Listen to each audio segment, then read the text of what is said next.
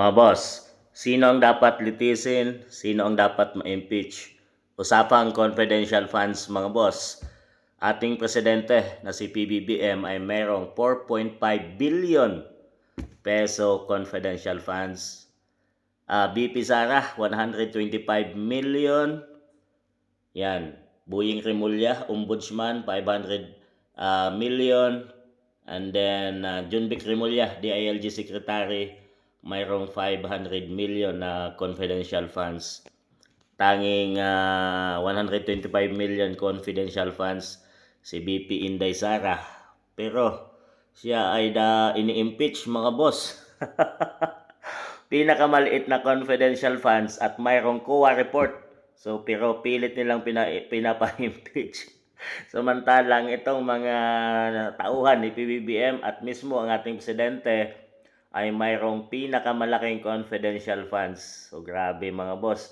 Dito natin nakikita na political lang talaga ang kanilang target. Dahil kung usapang confidential funds ay talagang malinis ang paggamit. Kaya nga confidential funds ay hindi pwedeng malaman mga boss, no? Pero pilit nilang ginagawa ng issue para sa kanilang pansariling interest.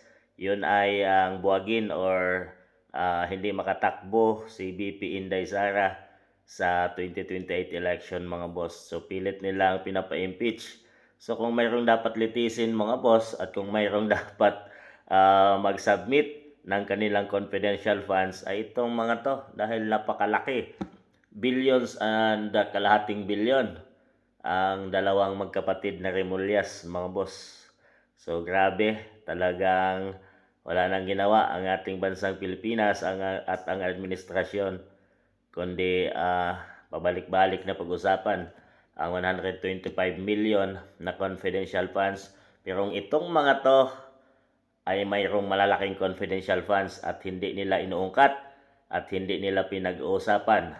Tanging ang Vice President lang ang kanilang target at sinasabing mali ang kanyang paggamit ng confidential funds. Samantalang itong mga taong ito ay talagang sinasabi nilang malinis at di kailangan ng resibo ang kanilang confidential funds. So kayo na humusga mga boss kung talagang bakit ay pinipilit nilang ma-impeach at litisin si BP Inday Sara.